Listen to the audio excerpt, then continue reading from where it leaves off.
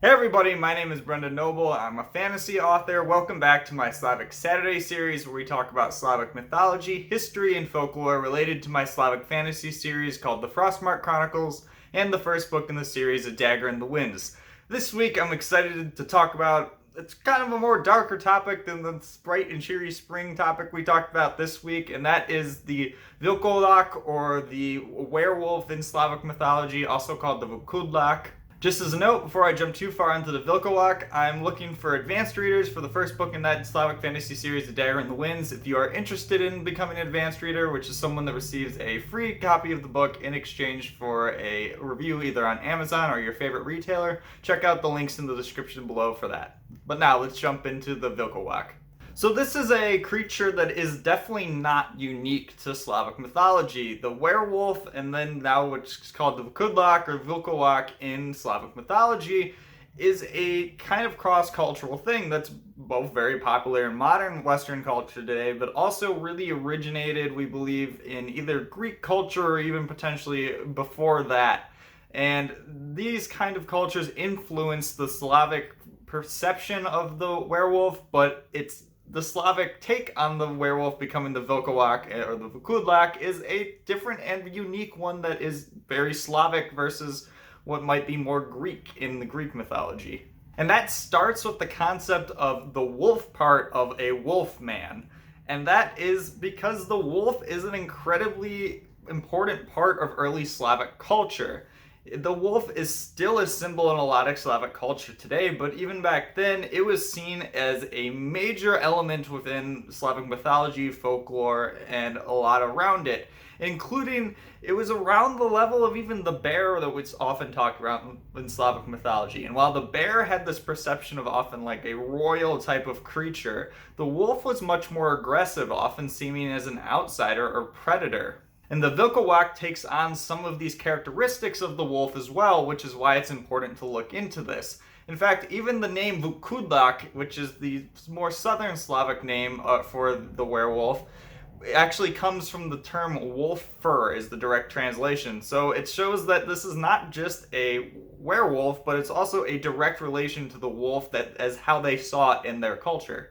And while the wolf is often associated with fear, an element with modern culture, it did appear like that a little bit to the Slavs, but there was also a heavy amount of reverence to the wolf because of the amount of power it had. It also had references to specific gods as well, especially Dazbog, with especially the white wolf for him, Veles, who's the god of the underworld and lowlands and cattle, as well as sometimes the goddess Marzana and even the goddess Dijavana as well. And this connection to the gods is interesting because while the wolf had a reverence and a fear element to it, that often came in with the gods in Slavic mythology as well. A lot of the gods were both givers, but also had elements to them that were somewhat frightening. Marzana for winter, Veles with the wilds, and Dazbog with the heat of the sun. All these things could be positive and negative things to the Slavs, and the wolf was often seen as this as well. He was a very important part of the wilds. The wolf was a very important part of the wilds, and the Slavs understood this, but it was a threat to the flock. If you had sheep or cattle, it was a threat to it and could kill them at any time. And it was almost a metaphor not just for the threat to the flock, but also the threat that outsiders could place on a society in the Slavic culture, especially in areas that the villages are small and these invading forces could come in and attack at any time. Because Slavic villages were often or almost entirely not fortified during this early Slavic pagan period, so you were often very vulnerable to someone's attack if they decided to come in. And this common element of fear is prevalent both in the wolf, but also just the wilds in general in Slavic mythology, of the fear of the unknown. And the Wilkołak does this with a combination of this fear of the foreigner or the outsider attacking, with the man element combined with the wolf element of the fear of this wolf attacking. So the Wilkołak forms this role of this combination of different fear elements combined with some reverence of the idea of a powerful warrior could be a threat or a helpful to your side. A wolf can be a powerful thing, but often revered in Slavic mythology, and so the Wilkołak kind of already comes in as this weird mix of different things. So now we're coming into how a Wilkołak is made. First of all, a Wilkołak, like a werewolf, appears very similarly as a wolf, half man, half wolf, is a large wolf-like creature. Unlike in the common Western perception, though, a Wilkołak is not formed by when a werewolf bites a person. It is completely different apart from that. It also is apart from a Christian tradition that was placed on top of the Slavs, that it was thought that if you ate wolf meat that you would turn into a Wilkołak. That wasn't in Slavic mythology before Christianity came along. So we're going to talk about 3 different ways that the Wilkołak could be made. And there's different elements to this that varied by different regions, so we're going to try to lump as much of them together and kind of form a cohesive whole as possible. And a key element here is the Wilkołak is kind of a demon, kind of not. It's not like a lot of the other demons we talk about, where it's someone that lived a certain life and unnaturally or died unnaturally. The Wilkołak was tended to be a live person instead of an undead creature. So this is different than a lot of other creatures in Slavic mythology. That being said, the different ways that it could be made vary depending on the region, but the first one is a classic that does appear of some other demons in Slavic mythology, like the Striga or the planet Nik/Zudhach, and that is that it was born as a Wilkołak. So this is the closest to the traditional Western interpretation of a werewolf in Slavic mythology, as the fact that this person would be born as a Wilkołak, often because their parents did something wrong, often potentially because they were a witch or a sorcerer, and this was meant to be the punishment for that. The Wilkołak, there wasn't much to be able to tell how that they were this during the times in which they were a person, except that they might have more hair on their body. But during the nighttime, during certain times, this ranged between either being full moons or eclipses or specific festivals, they would turn into the werewolf and attack people, and they were often both carnivorous and cannibalistic, and they would wake up and not remember what they've done.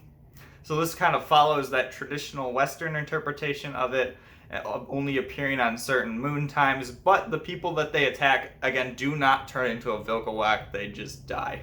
The second possibility is kind of an unwilling one, in which a witch or a sorcerer could decide to turn someone into a Wilkołak by either throwing a wolf pelt over their head or guiding them through a doorway that is somehow enchanted to turn them into one.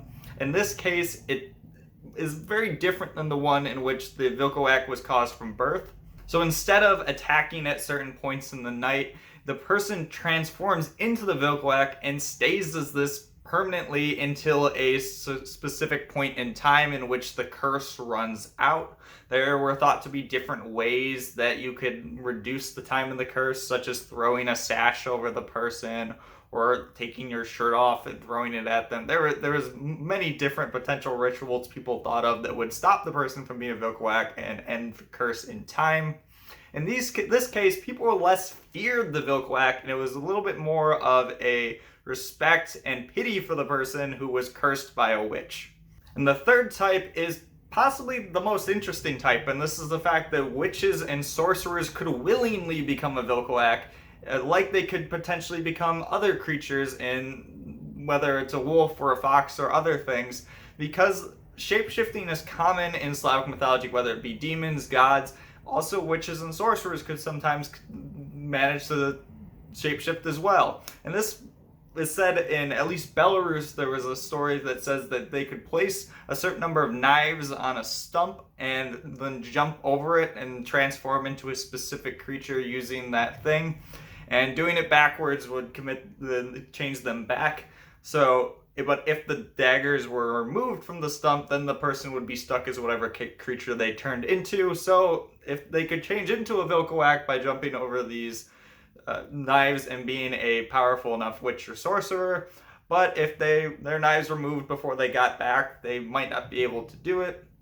Again, this is specifically a Belarusian one. It might have been more common as well, but we don't know too much about that. It also was in some stories that stump had to be hit by lightning, so maybe there was some power infused into it. And beyond early paganism, there was also a story kind of like the Norse idea of the berserkers who were infused with the power of a certain wolf or animal while they were fighting.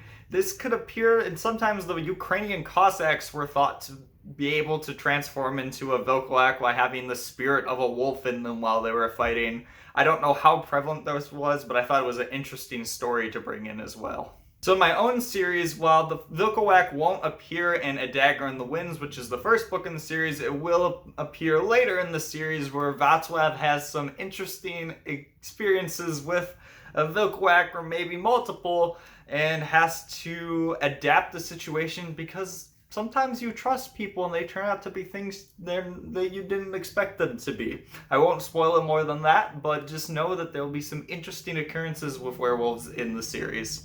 But that's all I have for you on this Slavic Saturday series. If you enjoyed this video, please remember to like and subscribe down below. I come out with the videos every Saturday. And until next week, well, actually, I'm coming out with a little bit of a Christmas special on the 24th, so stay tuned for that. And I will see you all then.